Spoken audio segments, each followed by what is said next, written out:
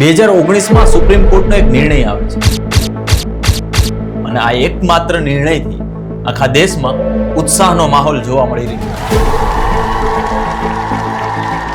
કારણ કે વર્ષોથી ચાલી આવેલા રામ જન્મભૂમિ વિવાદમાં હિન્દુઓના પક્ષમાં નિર્ણય આવતા લોકો ખૂબ ઉત્સાહમાં જોવા મળી રહ્યા. પરંતુ અત્યારે શું થઈ રહ્યું છે?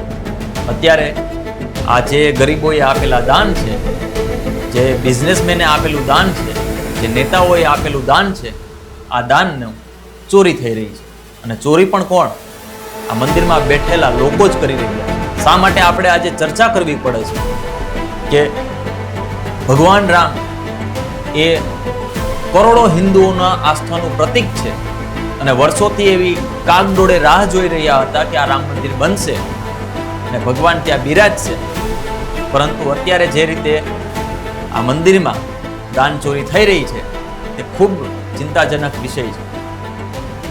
આ સમગ્ર મુદ્દે આજે આપણે ચર્ચા કરવાના છીએ અને આ પહેલુંને આખું સમજશું કે ખરેખર આ પાછળ કારણ શું છે અને શા માટે માત્ર એક જ વ્યક્તિનું નામ લેવામાં આવે છે આ પાછળ.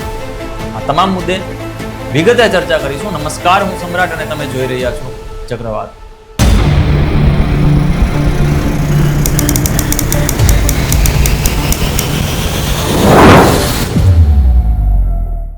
બે 2019ના સુપ્રીમ કોર્ટના નિર્ણયથી આખા દેશમાં જે હિન્દુઓ રહે છે એ ઉત્સાહમાં જોવા મળી રહ્યા હતા અને આ બાદ 2020માં 5 ઓગસ્ટ 2020માં એનું શિલાન્યાસ કરવામાં આવે છે અને પછીથી 22 જાન્યુઆરી 2014માં તેનું પ્રાણ પ્રતિષ્ઠા પણ કરવામાં આવે છે.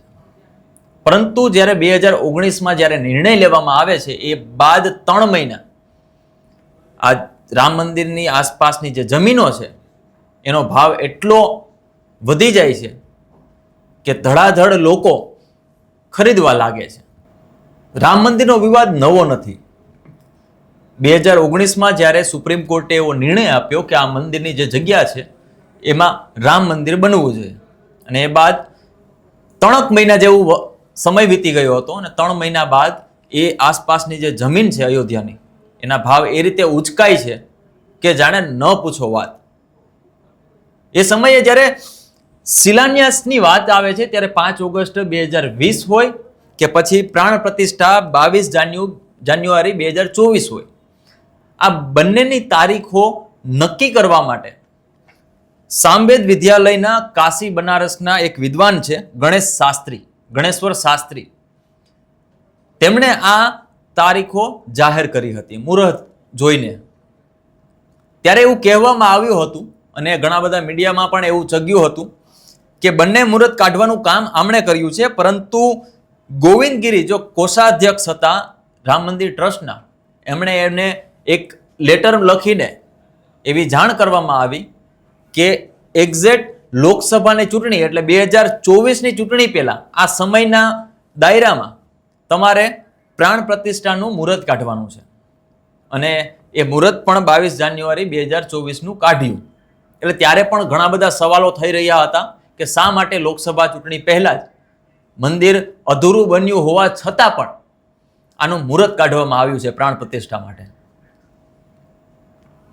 ઘણા બધા જે મઠાધીશો હતા તેમણે પણ આનો વિરોધ કર્યો હતો, પરંતુ આ દિવસે 22 જાન્યુઆરી 2024ના દિવસે મંદિરમાં પ્રાણ પ્રતિષ્ઠા કરવામાં આવી હતી. જોકે મંદિર બન્યું નહોતું ત્યારે પણ આ મંદિર વિવાદમાં હતું.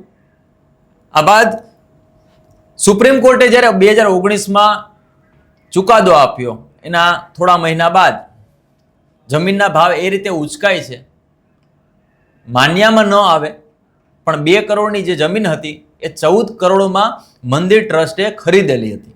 અને ઘણી બધી એવી જગ્યાઓ છે કે જેનો ભાવ માત્ર કૌડીઓના દામ ઉપર હોય, પરંતુ પાણીના ભાવે વેચાતી જમીનનો કરોડો અબજો રૂપિયા દેવા અને આવી ઘણી બધી જગ્યાઓ મંદિર ટ્રસ્ટ દ્વારા આસપાસના બીજા લોકો દ્વારા એ ખરીદવામાં આવી હતી.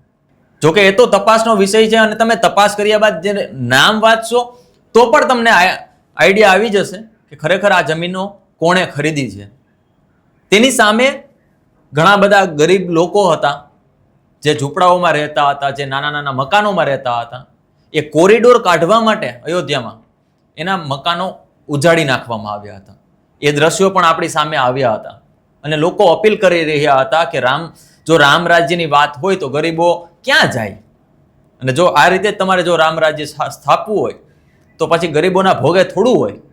એટલે ત્યારે પણ ઘણા બધા પ્રશ્નો સામે આવ્યા હતા. હવે વાત રહી દાનની, જે દાન ચોરી કરવામાં આવી રહી છે એમાં ઘણા બધા ધારાસભ્યો, ખાસ કરીને સત્તાપક્ષના ધારાસભ્યો, સાંસદો, ઉદ્યોગપતિઓ, નાના મોટા વેપારીઓ અને ભારતનું લગભગ કોઈ ગામ કોરું નહીં હોય જેમણે રામ મંદિરના શિલાન્યાસ વખતે અથવા તો રામ મંદિરની પ્રાણ પ્રતિષ્ઠા વખતે કા એની આસપાસના સમયમાં કોઈ દાન ન મોકલ્યું હોય. કોઈથી પૈસા ભેગા થયા છે, કોઈને કોઈ વસ્તુઓ ત્યાં મોકલી છે, ત્યાં સુધી કે સોનાની બિસ્કીટો પણ મોકલવામાં આવી છે, ચાંદીના આભૂષણો મોકલવામાં આવ્યા છે, સોનાના આભૂષણો મોકલવામાં આવ્યા છે. ને રામ મંદિરને જે આસ્થા સાથે જોડે છે જે લોકો, એ લોકોએ કાંઈ ને કાંઈ આપીને પોતાની આસ્થા સિદ્ધ કરવા માટે, કે પોતાને લાગ્યું કે મારે રામ મંદિર માટે કંઈક આપવું છે, કોઈએ ઈંટો મોકલી છે, કોઈએ રેતી મોકલી છે, અને પોતાની ભાવનાથી રામ મંદિરમાં દાન આપ્યું છે.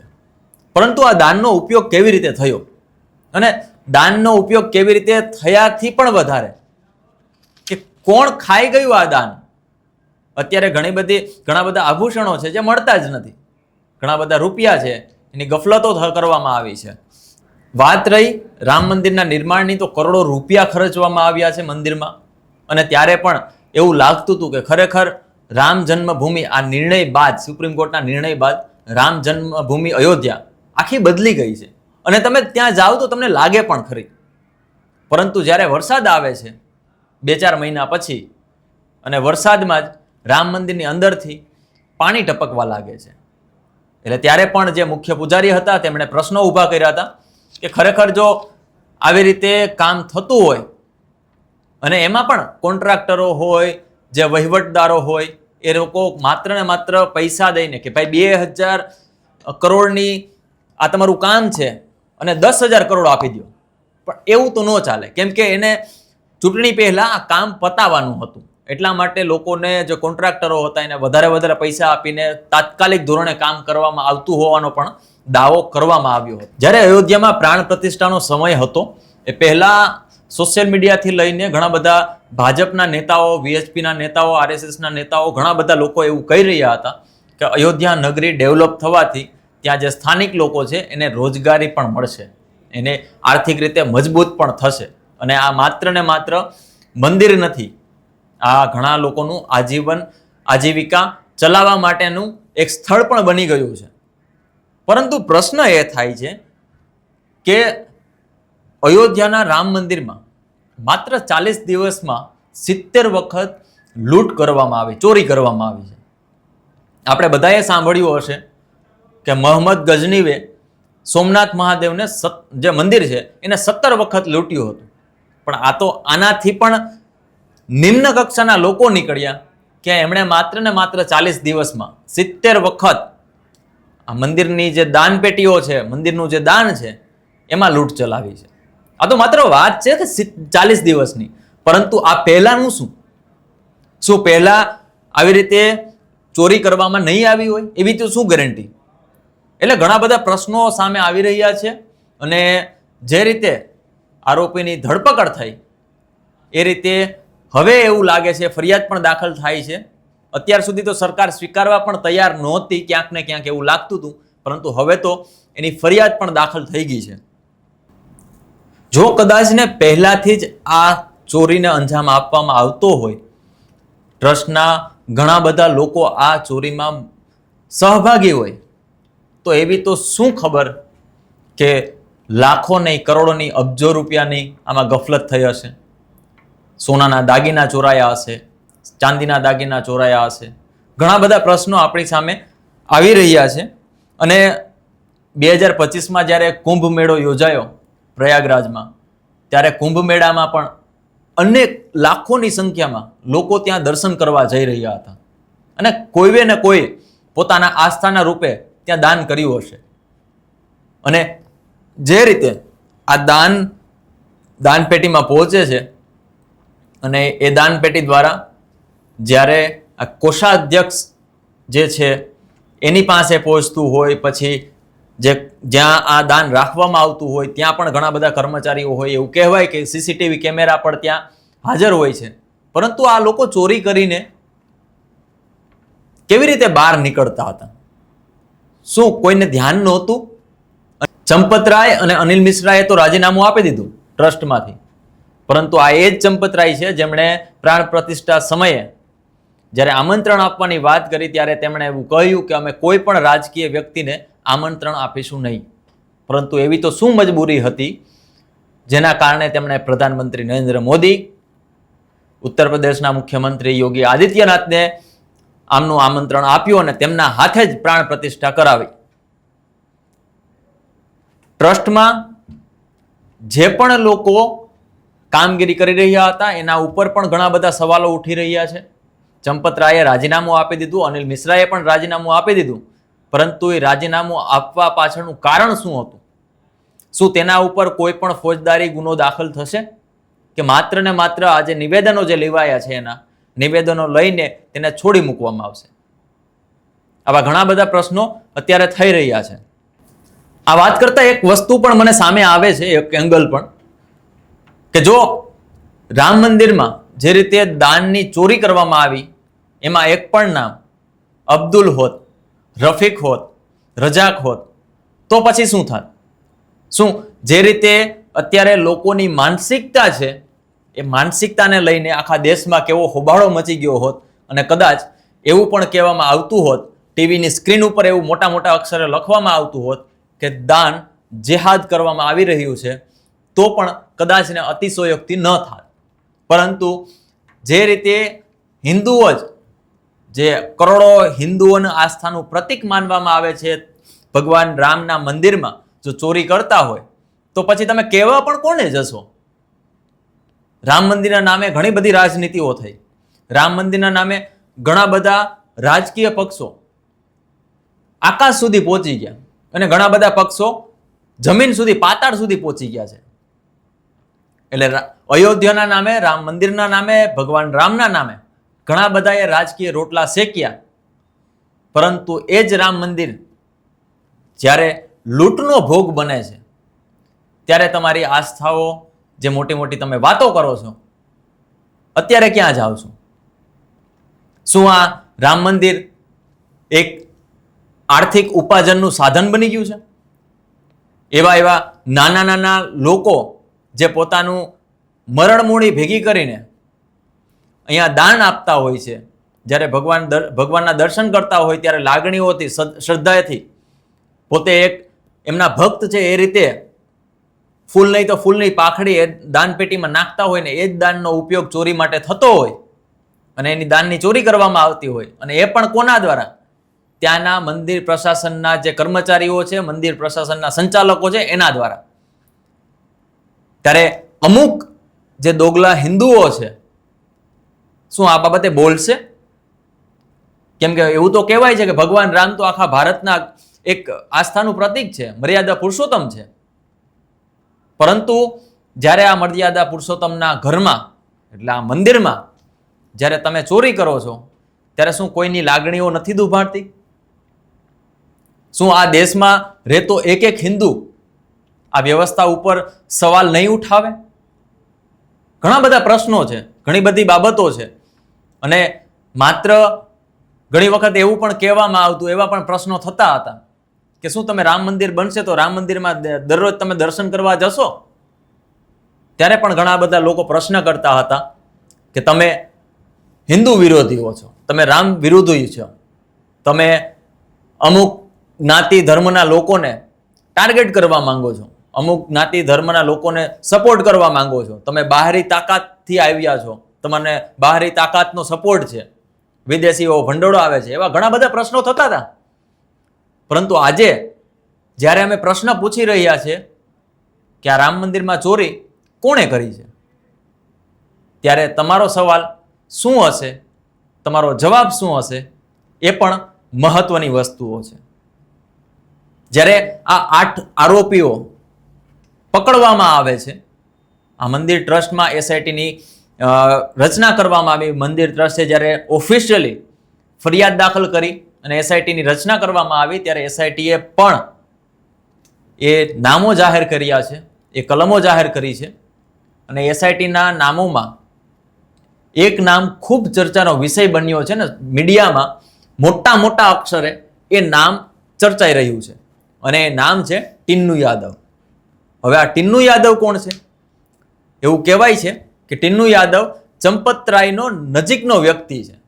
તો જો તમે એવું માનતા હોય કે ટીન્નુ યાદવ ચંપતરાયનો નજીકનો વ્યક્તિ છે અને જો ચંપતરાયને જ ખબર ન હોય તો પછી ખાંડ ખાવ.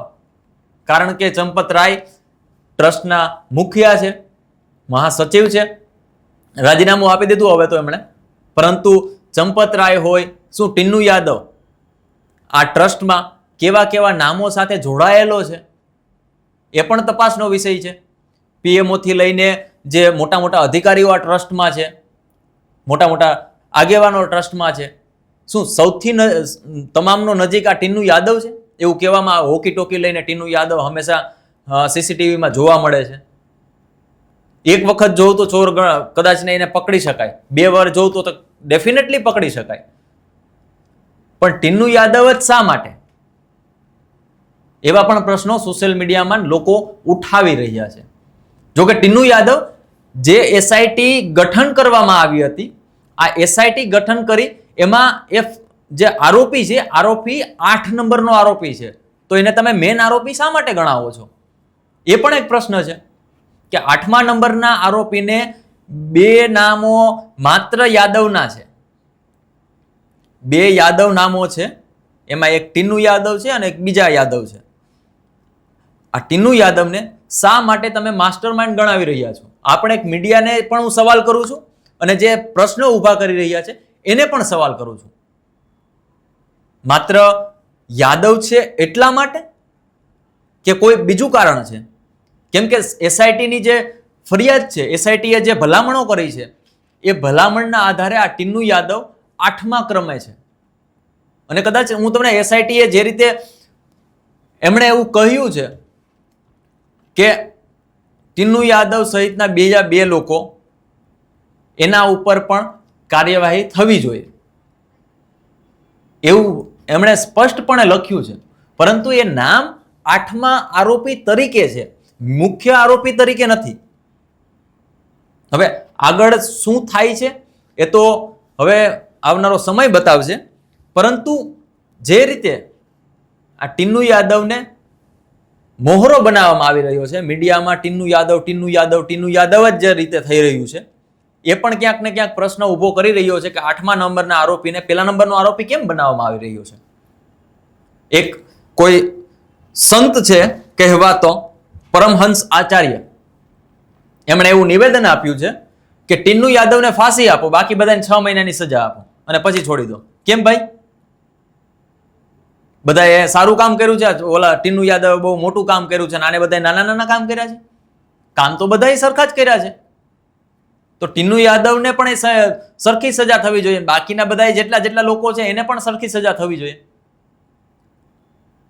અને જ્યાં વાત ટીન્નુ યાદવને ફાંસીની આવી છે, બાકી બધાને સજાની વાત આવી છે 6 મહિનાની, પાછા આ પરમહંસભાઈ કોઈ ખબર નહીં કોણ છે એવું કહે છે કે આને બધાને પછી છોડી દેવા જોઈએ.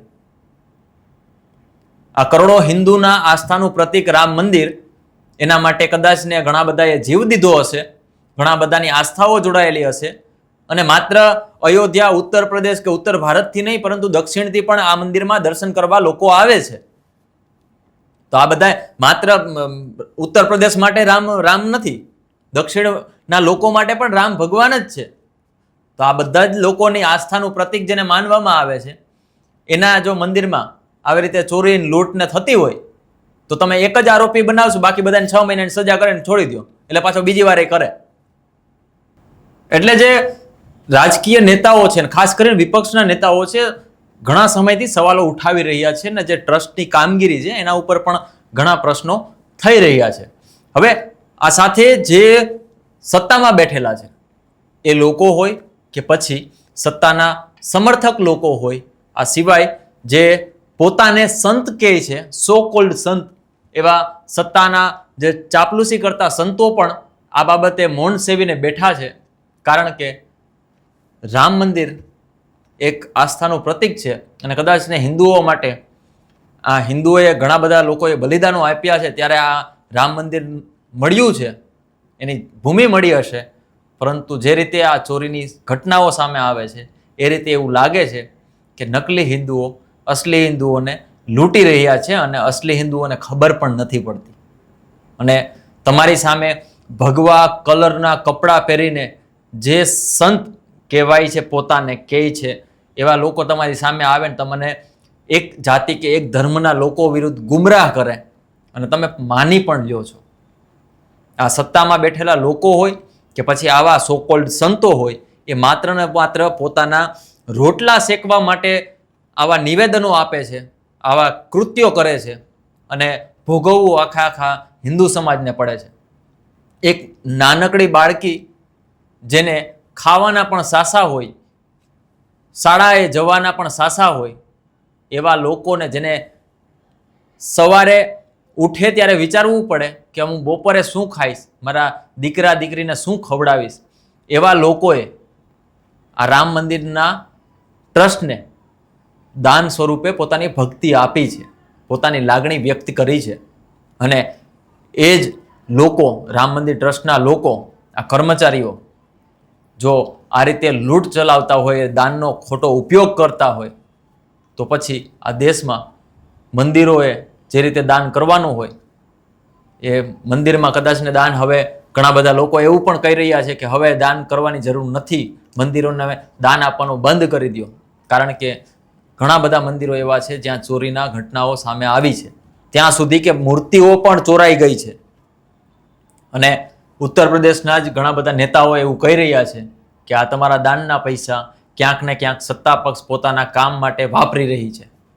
હવે આ 140 કરોડ હિન્દુઓએ નક્કી કરવાનું છે કે અમારા માટે કોણ સાચું છે, અમારા માટે કોણ કામ કરી રહ્યું છે અને અમને કોણ ભરમી રહ્યું છે. આ બાબતે ઘણા બધા પ્રશ્નો છે, રામ મંદિરને લઈને પણ ઘણા બધા પ્રશ્નો છે, આ ટ્રસ્ટમાં જે રીતે કામ થઈ રહ્યું છે એ પણ ઘણા બધા પ્રશ્નો છે અને સત્તા સામે પણ ઘણા બધા પ્રશ્નો છે, યોગી આદિત્યનાથ સામે પણ ઘણા બધા પ્રશ્નો છે. આ તમામ પ્રશ્નો સાથે હું તમારા ઉપર છોડું છું કે આ રામ મંદિરની જે ટ્રસ્ટ દ્વારા, એના ટ્રસ્ટના અમુક લોકો દ્વારા જે રીતે દાનની ચોરી થઈ રહી છે એ દાનની ચોરીને તમે કેવી રીતે જસ્ટિફાઈ કરો છો, આંકો છો, એ કોમેન્ટ બોક્સમાં ચોક્કસથી જણાવજો.